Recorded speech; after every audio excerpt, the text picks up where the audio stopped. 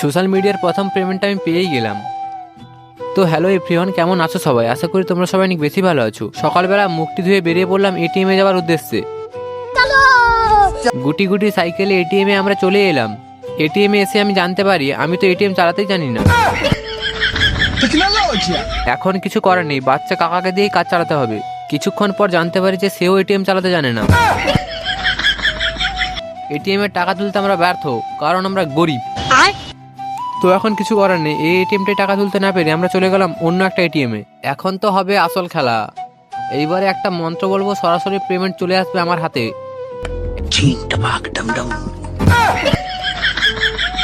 এই দেখো 10 লক্ষ টাকার নোট। কখনো দেখেছো তোমরা? দেখে থাকলে অবশ্যই কমেন্ট করে জানিও। আমরা মজা করছিলাম, টাকা তোলা হচ্ছিল না, তাই আমরা প্রথমে 100 টাকার নোটই তুললাম। তো এইবারে একটা জাদু মন্ত্র বলবো, পুরো 10,000 টাকায় আমার হাতে।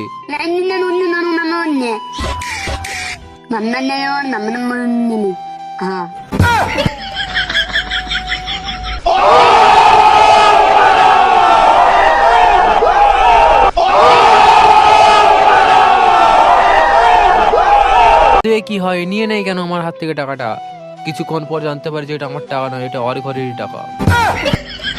আমার কোনো সোশ্যাল মিডিয়ার টাকা পাইনি, এমনি মজা করছিলাম। তো আমরা এখন এটিএম থেকে টাকা তুলে বাড়ি যাই। তোমরা চ্যানেলকে সাবস্ক্রাইব করো।